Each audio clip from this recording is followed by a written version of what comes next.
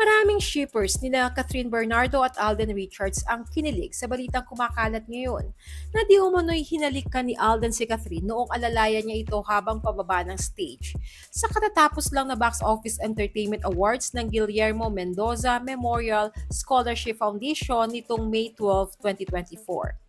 Kung mayroong mga kinilig ay mayroon din namang mga umalma dahil tila sadyang nagpapasweet daw ang aktor at ginagamit lang si Catherine para sa promo ng susunod nilang proyekto together.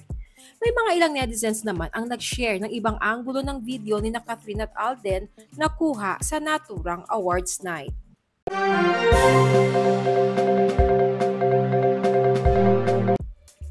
Usap-usapan ngayon ang umano'y paghalik ni Alden Richards sa kamay ni Catherine Bernardo nang alalayan niya ito at hawakan ni Alden ang kamay ni Kath habang bumababa sa stage para kunin ang trophy nito. Sa viral videos, kapansin-pansin din ang tila paghalik ng kapuso actor sa kamay ng ex-girlfriend ni Daniel Padilla nang hawakan niya ito at alalayan. Dahil sa anggulo ng video ay maraming Kathniel fans ang nagalit kay Alden sa pag-aakalang hinalikan ng aktor si Catherine sa kamay. Kung ano-anong inakusa kay Alden dahil dito, promo king daw ang kapuso actor at ginagamit nito si Catherine.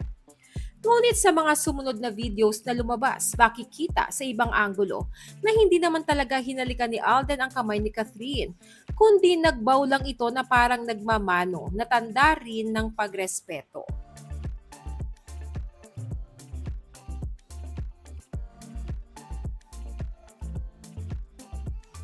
Bukod dito ay may patunay rin na hindi lang kay Catherine gentleman si Alden. Matatandaang sa mga nakaraang okasyon ay spotted din na inalalayan ng aktor si Miss Heart Evangelista na makababa ng stage bago pa makalapit ang mister nitong si Senator Chis Escudero. Patunay na likas talaga kay Alden ang pagiging maginoo. Hindi sabay na dumating sa venue noong gabi ng May 12 ang Kath din. Nauna si Alden na dumating ng 10 p.m. habang si Catherine naman ay dumating ng 11 p.m. nang tanggapin na ni Alden ang kanyang award.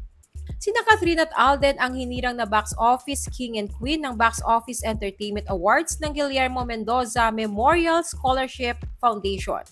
Si Catherine para sa pelikulang A Very Good Girl at si Alden naman para sa pelikulang Five Breakups and a Romance. Hindi rin sila sabay na lumabas ng venue, bagaman magkasunod umano sila na lumabas ng theater.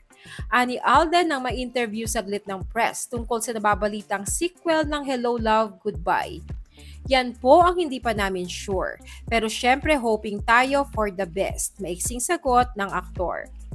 Samantala, marami naman ang nakapansin na nakaka-recover na ang katawan ni Catherine ngayon mula sa naging labis na pagpayat nito noong kasagsagan ng breakup issue sa pagitan nila ng ex-boyfriend niyang si Daniel Padilla. Pinuri ng maraming netizens ang masipag na pag-workout ni Catherine na mapapanood sa mga social media shared videos ng aktres. Nagkakalaman ng araw si Catherine ngayon at mas nagiging fit at healthy kumpara sa mga nakaraang panahon. Ano pong masasabi nyo sa akusasyon ng iba na promo king itong si Alden at ginagamit niya lang si Catherine? Share your thoughts below.